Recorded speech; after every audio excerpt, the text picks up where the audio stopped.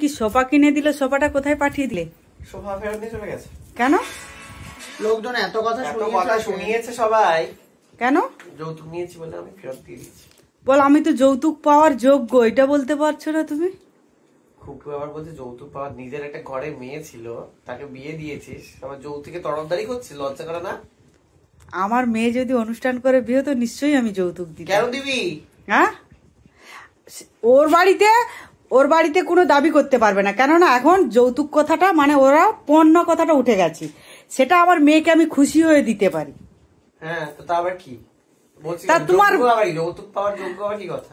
এই দেখো, সেটা তারা খুশি হয়ে দেবে, সেটাই আমি খুশি হওয়ার কি আছে? নাচ দেখিয়েছি নাকি খুশি হতে? নাচ দেখানোর জন্য না, যে আমি আমার মেয়ে জামাইকে দেবো সেটার কথাই বলছি আমি। আমার মেয়ে জামাই যাতে ভালো থাকে তার জন্যই দেবো। অনন্যা এনেছিল নিজের টাকায়, আবার নিয়ে চলে গেছে। কেন? কারণ অ্যাডের মাল ছিল। কি মানে ঢপ মেরেছিল এতদিন, সোফাটা নিয়ে চলে চলে গেল। মানে মানে ওর বাপের বাড়িতে গেছে না, যেখানকার জিনিস সেখানে দোকানে জিনিস দোকানে চলে গেছে। দোকানদারকে বললে না যে কি ব্যাপারটা কি? আনলো, বললো অ্যাড করে ছবি তুলে পাঠিয়ে দাও, ফেরত পাঠিয়ে দাও। দরজাটা তো খেয়াল করে দিল। দরজাটা উল্টে খাই করে দিল। তোমার দরজাটা এত ভালো, দরজাটা বাহ! ভেঙে দিয়েছে।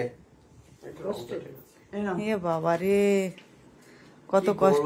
আর একজন এখানে জামা সেলাই করছিল, তার 3000 টাকার জামা সেলাই করতে হচ্ছে, এমন 3000 টাকা। তার পুঁথি উঠে যাচ্ছে লাস্টে। উঠে গেছিল, ও পড়লো আর উঠে গেল।